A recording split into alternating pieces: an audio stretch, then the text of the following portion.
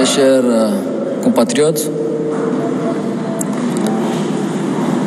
c'est avec une forte conviction et une immense responsabilité que je m'adresse à vous ce soir, à la suite de l'annonce de la décision prise par le gouvernement de la République du Tchad concernant la rupture de l'accord de coopération militaire entre notre pays et la France. En effet, depuis plusieurs décennies, le Tchad et la France entretiennent une coopération dans plusieurs secteurs, notamment dans le domaine militaire. Cette rupture ne concerne que l'accord de coopération militaire dans sa configuration actuelle. Cet accord avait été signé à une autre époque, avec d'autres acteurs de part et d'autre, et dans un contexte tout aussi différent. Il visait à répondre aux défis communs d'une autre conjoncture nationale, régionale et internationale. Cependant, au fil du temps, cet accord est devenu obsolète, complètement obsolète. Il ne correspondait plus ni aux réalités sécuritaires, géopolitiques et stratégiques de notre temps, ni à nos attentes légitimes quant à la pleine expression de notre souveraineté. De la même manière, il ne nous apporte aucune valeur ajoutée réelle sur le terrain militaire où nous faisons face seuls à des défis variés et sérieux, notamment des attaques de dimension terroriste. Des défis sécuritaires nationaux et régionaux devant lesquels nos forces de défense et de sécurité se sont illustrées par une vaillance jamais démentie et une détermination sans commune mesure. Elles ont démontré et prouvé à chaque fois que cela est nécessaire et partout elles ont été déployées qu'elles sont plus que capables de défendre l'intégrité de notre territoire et d'assurer la sécurité de nos concitoyens, voire contribuer efficacement à lutter contre le terrorisme à l'échelle régionale. Désormais, elles sont appelées à intégrer la nouvelle donne issue de la rupture de cet accord sur année qui, dans les faits concrets, ne change absolument rien.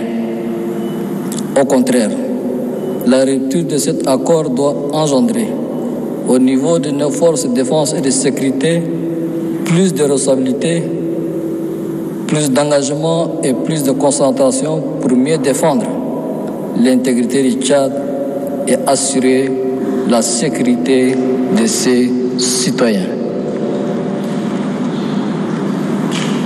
Chers compatriotes, hommes de médias, cette décision n'a pas été prise de manière légère. Elle résulte d'une réflexion approfondie et d'une évaluation minutieuse.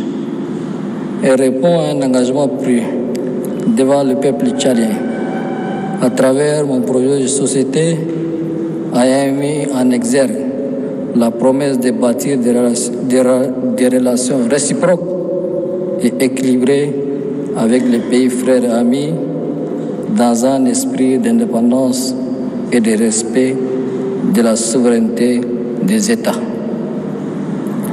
En tant qu'État souverain, fort de ces 66 ans de marche depuis la proclamation de la République, le Tchad est pleinement en droit et même dans l'obligation de définir librement ses relations internationales, de choisir les formes de coopération qu'il souhaite et de conduire sa politique de défense en fonction de ses priorités. Nous avons ainsi décidé de mettre un terme à cette coopération militaire pour réorienter notre partenariat avec la France sur des domaines qui auront plus d'impact positif sur le quotidien de nos populations respectives. En outre, cette décision s'appuie sur plusieurs facteurs, parmi lesquels je cite: absence de réciprocité. La présence militaire française au Tchad ne se fonde pas sur une base réciproque. Le Tchad ne doit plus accepter aux autres ce qui ne lui est pas accepté par ces autres. C'est le sacré principe de réciprocité. Nécessité de réparation. Il est désormais primordial pour le Tchad de réparer les imperfections dans ses relations internationales. Choisir en toute indépendance les formes et les partenaires de sa coopération internationale selon ses priorités nationales. Renforcement de nos capacités. Cette rupture fait partie de notre volonté de bâtir une armée tchadienne en phase avec toutes ses responsabilités, plus autonome, plus engagée et plus responsable dans l'accomplissement de sa mission régalienne de défense de la patrie. Mes chers compatriotes, hommes des médias, je tiens à préciser, pour lever toute ambiguïté, que cette décision de rupture ne constitue en aucun cas un rejet de la coopération internationale ni une remise en question de nos relations diplomatiques avec la France. Nous restons ouverts à des échanges constructifs avec l'ensemble de nos partenaires, y compris la France. Et c'est dans le but d'établir de nouveaux cadres de coopération fondés sur les principes universels qui régissent les relations internationales. Par ailleurs, nous réaffirmons notre ferme engagement à poursuivre la lutte contre le terrorisme et à œuvrer pour contribuer à la sécurité régionale en étroite collaboration avec les pays voisins et toutes les nations qui partagent ces préoccupations. Le Tchad continuera de jouer tout son rôle et d'occuper toute sa place au sein des initiatives de renforcement de la paix et de la sécurité sur le continent africain en particulier et à travers le monde en général. Toutefois, notre priorité absolue reste la protection de notre peuple et de notre territoire. Je vous invite, mesdames, messieurs, à appréhender cette décision dans son contexte approprié. Il s'agit de renforcer notre souveraineté, de repenser nos relations internationales et d'assumer notre responsabilité dans l'édification d'une paix durable, tant au Tchad qu'au sein de notre région. Nous continuerons à travailler avec tous les partenaires dans l'esprit de respect mutuel. Nous appelons nos alliés à soutenir notre démarche et à accompagner le Tchad dans la consolidation de ses capacités de défense et de sécurité. Pour conclure, le gouvernement est instruit pour procéder à la mise en œuvre de ces décisions en prenant attache avec la partie française. Pour finir, mesdames, messieurs les journalistes, mes chers compatriotes, cette rupture de l'accord de défense avec la France s'inscrit dans le cadre d'une réévaluation nécessaire de nos priorités stratégiques. Le Tchad n'est nullement dans une logique de remplacement d'une puissance par une autre, encore moins dans une approche de changement de maître. Notre pays croit avec foi en sa capacité de défendre son intégrité et assurer la sécurité de ses citoyens et leurs biens. Cette décision constitue donc un acte souverain mûrement réfléchi, entièrement assumé, visant à renforcer notre indépendance nationale et répondre à un engagement fort pris devant le peuple tchadien. Je vous invite donc à porter ce message à la communauté nationale et internationale dans un esprit de patriotisme et de professionnalisme. Que Dieu vous bénisse. Que Dieu bénisse le Tchad, pays de Toumaï, berceau de l'humanité. Le 28 novembre 2024 marque un nouveau chapitre dans les relations franco-tchadiennes. Quelques heures seulement après la visite du ministre des Affaires étrangères français, N'Djamena a annoncé la rupture des accords de défense avec Paris. Une décision symbolique qui s'inscrit dans un contexte plus large de remise en question de la présence française en Afrique. Mais que révèle cette annonce et quelles sont les conséquences? Quelles en sont les conséquences? Pour comprendre, il faut revenir sur l'histoire des relations militaires entre la France et le Tchad.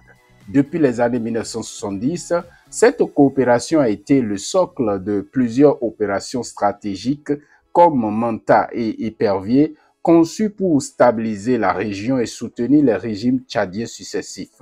Ce partenariat a permis à la France de consolider son influence, faisant du Tchad un pilier de sa stratégie militaire en Afrique.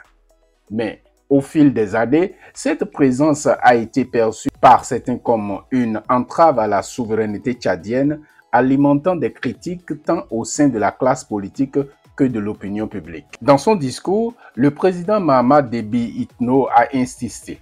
Cette rupture ne signe pas la fin du partenariat avec la France, mais la révision d'un accord devenu obsolète. Cette déclaration révèle une volonté d'affirmer une souveraineté renouvelée dans un contexte sécuritaire et géopolitique en pleine mutation. Contrairement aux ruptures brutales enregistrées au Mali, au Burkina Faso ou au Niger, cette décision semble s'inscrire dans une logique de réajustement progressif plutôt que d'affrontement. Cependant, elle envoie un signal clair. Le Tchad veut diversifier ses partenariats. Cette décision s'inscrit dans un climat de bouleversement majeur en Afrique de l'Ouest et dans le Sahel. Les coups d'État au Mali, au Burkina Faso et au Niger, ainsi que les tensions croissantes entre ces États et Paris, ont contribué à une remise en question générale de l'influence française. Le Tchad, pour sa part, adopte une stratégie plus nuancée. Depuis 2022, N'Djamena se rapproche de nouveaux acteurs internationaux, la Russie, la Turquie ou encore les Émirats arabes unis. Mais cette diversification pose une question. Ces nouveaux partenariats pourront-ils remplacer efficacement l'apport logistique et technique de la France? À court terme, cette rupture ne devrait pas modifier significativement la lutte contre les groupes armés dans la région. Cependant, elle pose un défi de taille. Comment réorganiser la coopération militaire dans un contexte où les menaces sécuritaires restent élevées? La France, de son côté, voit son influence s'éroder dans un ancien précaré. Pour rester un acteur pertinent, Paris devra revoir en profondeur sa stratégie en s'adaptant aux aspirations souverainistes des États africains en proposant une coopération plus équilibrée. En conclusion, en tournant cette page de l'histoire militaire commune, le Tchad affirme son désir d'indépendance stratégique tout en ouvrant une porte à de nouveaux équilibres. Ce choix résonne avec une Afrique en pleine transformation où la souveraineté et la diversification des partenariats deviennent des priorités. Reste à savoir si cette dynamique portée par des tensions géopolitiques croissantes aboutira à une stabilité durable ou à de nouveaux défis pour la sous-région. Et toi, qu'est-ce que tu en penses? Laisse-nous le savoir en commentaire.